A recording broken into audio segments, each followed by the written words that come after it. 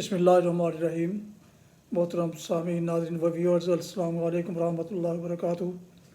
उम्मीद है अल्लाह ताला के फजल व करम से खैरियत से होंगे। अल्लाह ताला आपको, आपके लिखाना को हमेशा अपनी ज़मान में रखे, आमीन।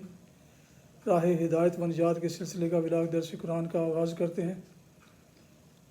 हम मुदर्रिस होंगे जनाब कारी हाफिज़ मौलाना मोहम्मद इकबाल साहब खतीब, जामिया मस्जिद नगीना, मोहल्ला अंसारियाँ शेखुपुरा।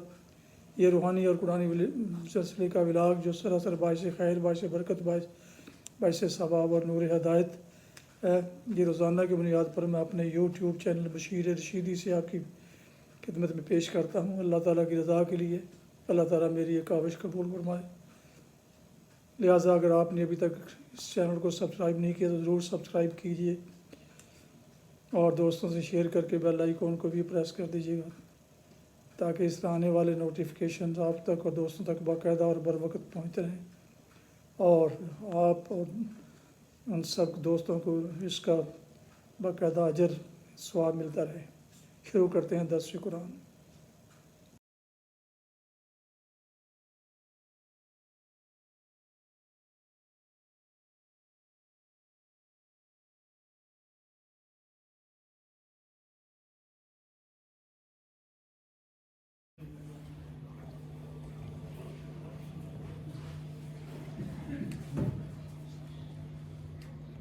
अल्हम्दुलिल्लाह वकफ़ा वस्सलातु वस्सलामु अला मन ला नबिय्य बअद। अम्मा बअदु फ़अऊज़ु बिल्लाहि मिनश शैतानिर रजीम। बिस्मिल्लाहिर रहमानिर रहीम। क़द अफ़लह मन तज़क्का व ज़करा अस्मा रब्बिही फ़सल्ला बल तु'थिरूनल हयातद दुनिया वल आखिरतु खैरुम व अबक़ा इन्ना हाज़ा लफ़िस सुहुफ़िल ऊला सुहुफ़ि इब्राहीम व मूसा सदक़ल्लाहुल अज़ीम।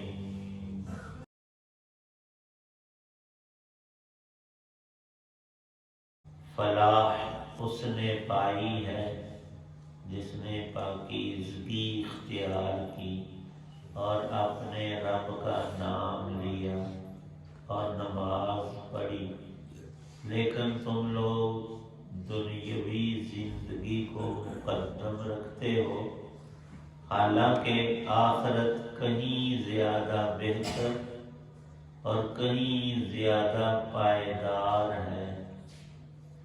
ये बात यकीनन पिछले आसमानी सहीफों में भी दर्ज है, इब्राहीम और मूसा के सहीफों में।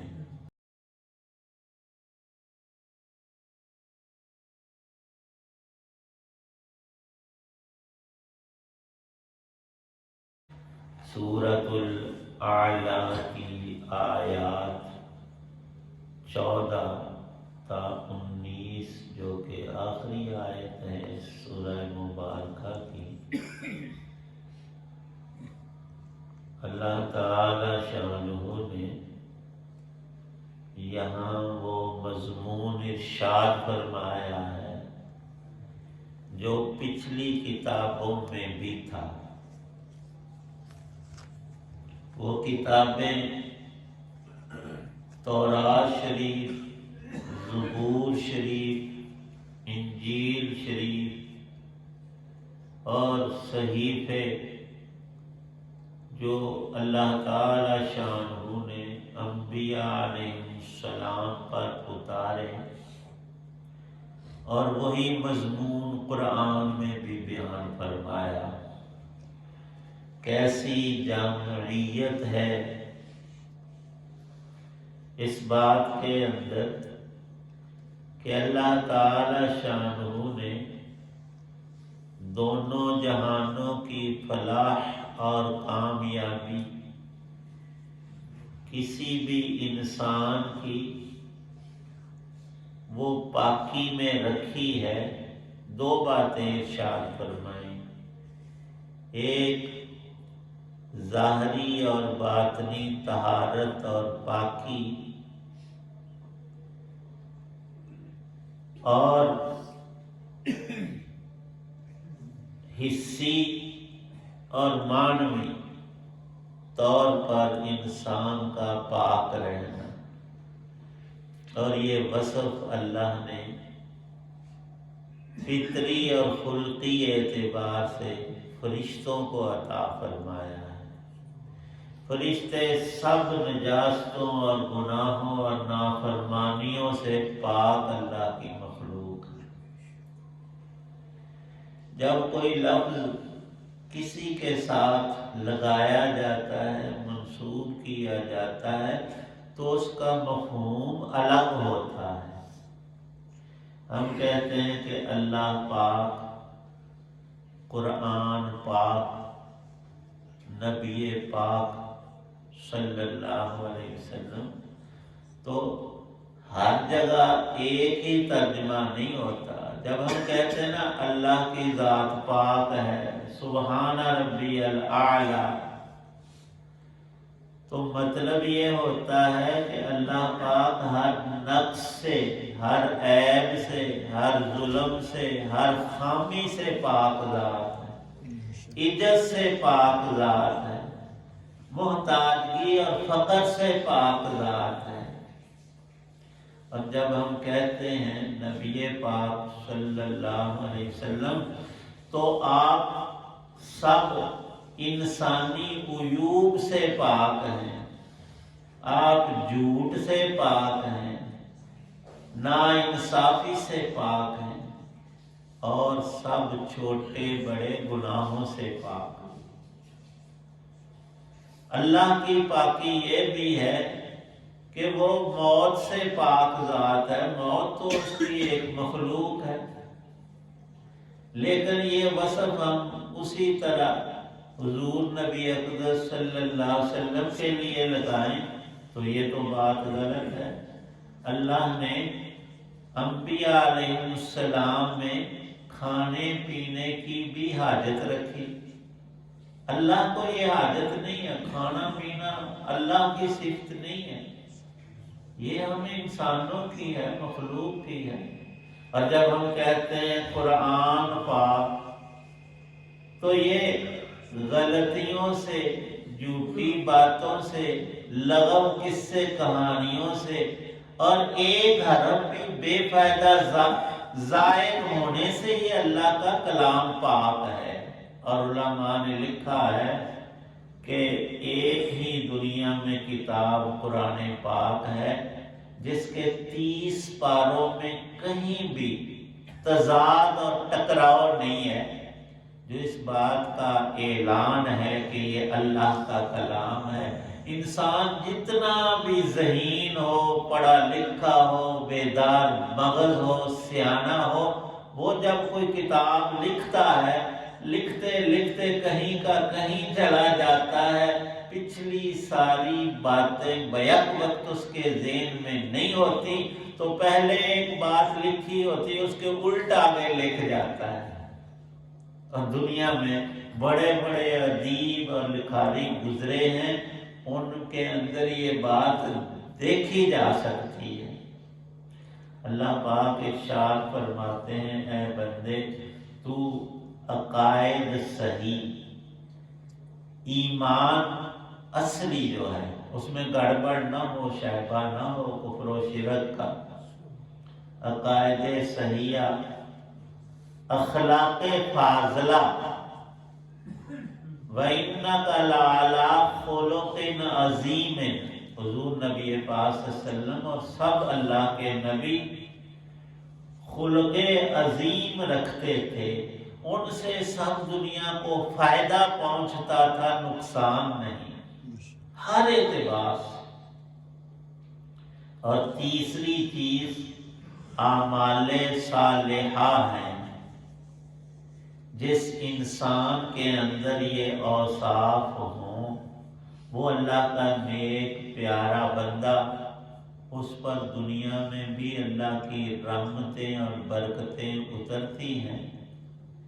اور صرف اکیلے پر نہیں، لکھا ہے کہ جب بارش ہو تو صرف ایک جگہ پر نہیں کہ ہماری مسجد پر ہوگی بس اور نہیں، آس پاس بہت دور تک بارش ہوتی ہے اور پھر اس کی ٹھنڈی ہوائیں اور اثرات میلوں آگے تک جاتے ہیں۔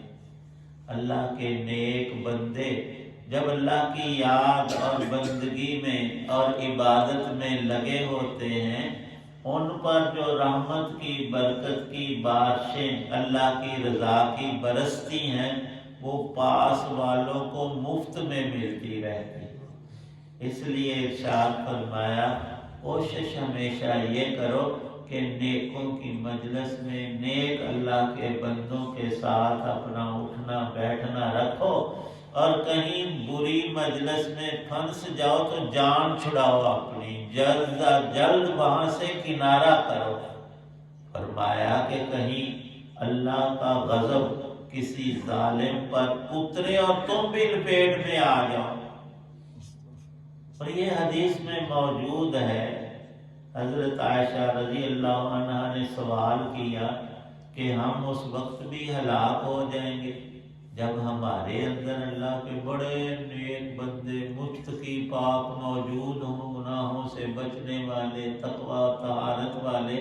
فرمایا ہاں، جب لوگوں میں خباثت اور گناہ زیادہ ہو جائیں، اکثر لوگ مبتلا ہو جائیں اور تھوڑے سے نیک بھی ہوں تو ان پر عذاب آئے گا، یہ بھی لپیٹ میں آ جائیں گے۔ اور ارشاد فرمایا یہ دنیا میں ہے کہ خشک لکڑیاں 10-12 تم نے آگ سلگائی، ان میں 1-2 لکڑیاں جو تھی وہ گیلی تھی، گیلی لکڑی کو آگ نہیں لگتی، لیکن زیادہ سوکھی تھی تو وہ گیلی لکڑیاں بھی اس میں جلنا شروع ہو جائیں گی۔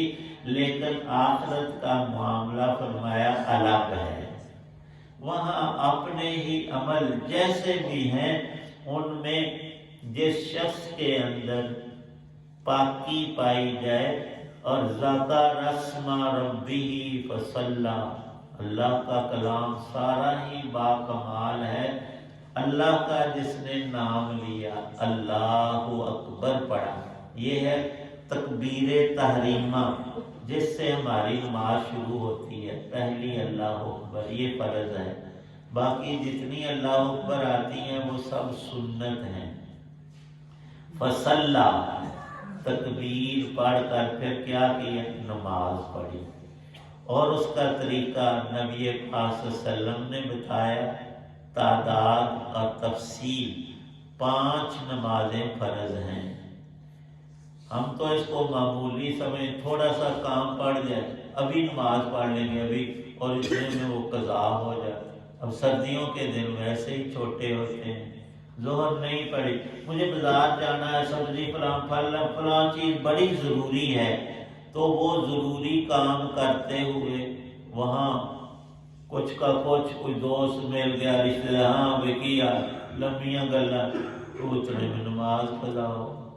یہ تو عام ہے، اور مردوں کی بنسبت عورتیں، انہوں نے کو گوانڈن سے لیا گلاں مکدی ہنے پڑھنی، انہیں وہ کئی دفعہ فرض نماز وہ چلی جاتی، اور وضو کر کے نا پھر بھی گلاں اندر گئی نماز پڑھن، ساڑی کو ماں بہن بیٹی، تو پھر انہوں کو کام یاد ہے، باہر اندر باہر ہوندی نماز، فرض نماز لگی۔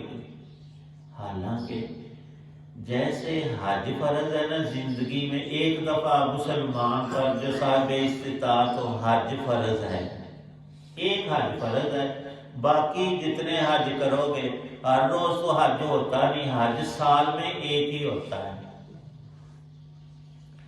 تو جیسے حج فرض ہے اس پہ تو آتا ہے خرچہ 10, 12, 14 لاکھ روپے، انسان کو بڑی قدر ہوتی ہے اس کی، اور نماز لگتی ہے آسان سی، جیسے حج فرض ہے ویسے ہی ہر ایک نماز فرض ہے۔ یہ جو ہم نے الحمدللہ فجر کی نماز پڑھی، حج کو ہم نے کیا زندگی میں ایک دفعہ، اس کو پڑھنا ہے سورج نکلنے سے پہلے، فجر کی نماز، جب تک ہم زندہ ہیں اور ہمارا سر ہلتا ہے، اس میں حرکت ہے، آنکھوں کی بات نہیں۔ جب انسان کا جسم بیماری سے، بے ہوشی سے، کسی وجہ سے بے حس ہو جائے، آنکھیں ہلتی بھی ہوں، سر نہیں ہلتا، تو پھر نماز معاف ہوتی ہے، اس سے پہلے نماز معاف نہیں۔ اور ایک نماز کی قدر ہمیں حج کے برابر ہونی چاہیے۔ یہ اپنے پاس سے نہیں عرض کر رہا، یہ فرض ہے، فرض 5 نمازیں فرض ہیں۔ مسلمان کو چاہیے کتنی بھی مجبوری اور کام اور تعلق انسانی کسی طور کا بھی پیش آ جائے تو اللہ کی عبادت فرض کو ترک کرنے کی اجازت نہیں۔ اور بہتر یہی ہے کہ جب وقت آ گیا، اذان ہو گئی، تو ہم سب سے پہلے نماز کا اہتمام کریں، اس کو قضا بھی نہ کریں۔ قضا کی بھی بہت بڑی سزا لکھی ہے، اگر یقین ہو تو پھر قضا ہوتی بھی نہیں۔ قرآن پاک کی ان آیتوں میں یہ ارشاد ہے، لوگوں یہ میرا وہ حکم ہے جو میں نے پہلی ساری کتابوں میں اتارا تھا، پاک رہنا ہر گناہ، گندگی اور نجاست سے۔ گندگیوں اور نجاستوں سے اس لیے کہ مسلمان کا دل تو پاک ہوتا ہے کلمہ شریف پڑھنے سے، اور اس پاکی میں اضافہ ہوتا رہتا، اور صاف ستھرا اور نورانی اور منور ہوتا ہے دل۔ جتنا ہم کلمہ شریف، کلمہ کلام، استغفار، درود پاک، قرآن پاک کی تلاوت زیادہ کریں گے، اتنا نور بڑھتا جائے گا۔ اور پاکوں کے ساتھ پاکی کا تعلق اور پاکیزہ ہستیوں کا بھی ہوتا ہے۔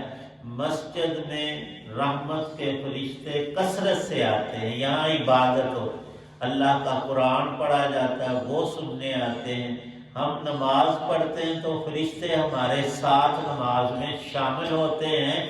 جب امام کہتا ہے وَلَضَّالِّينَ تو فرشتے بھی اور مقتدی بھی آمین کہتے ہیں۔ اللہ پاک فرماتے ہیں کہ جس نے یہ کام کیے وہ تو ہوا کامیاب، اور جس نے دی دنیا کے کاموں کو ترجیح کہ میرا فلانا دوست اور رشتہ دار آیا ہوا ہے، یہ بڑی دیر کے بعد آیا ہے، اس سے باتیں کر لیں، اور اس میں نماز ہو گئی قضا، تو فرمایا اس نے کیا گھاٹے کا سودا۔ جو چیز مقدم کرنی تھی اسے پسے پشت ڈال دیا، اور جو پیچھے کرنی تھی اس کو آگے کر دیا۔ جب انسان ایسا رد و بدل کرتا ہے تو اس کا نقصان ضرور ہوتا ہے۔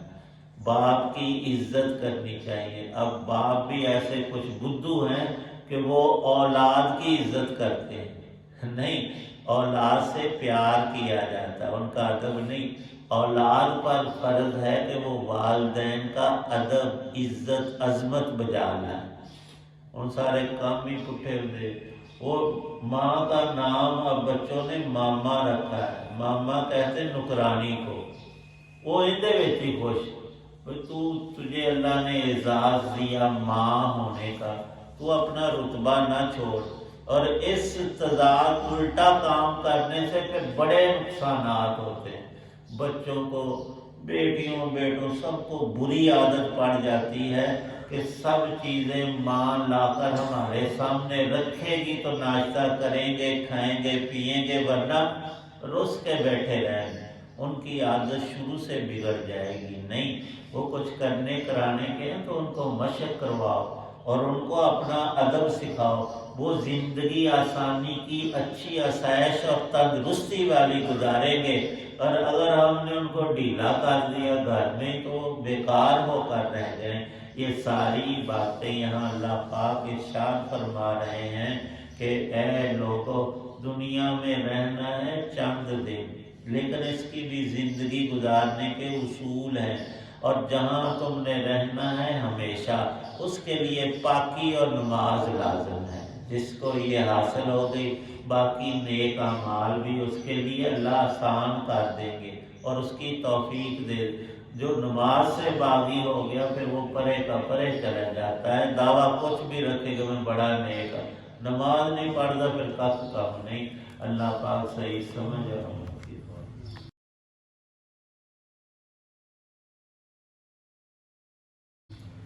الحمدللہ رب العالمین والصلاة والسلام علی رسول النبی الکریم۔ ربنا ظلمنا انفسنا وان لم تغفر لنا ترحمنا لنکونن من الخاسرین۔ اللہم اجرنا من النار وادخلنا الجنة مع الابرار، توفنا مسلما والحقنا بالصالحین۔ ربنا تقبل منا انک انت السمیع العلیم وتب علینا انک انت التواب الرحیم۔ صلی اللہ تعالی علی خیر خلقہ محمد وعلی آلہ وصحبہ وآل بیتہ اجمعین آمین۔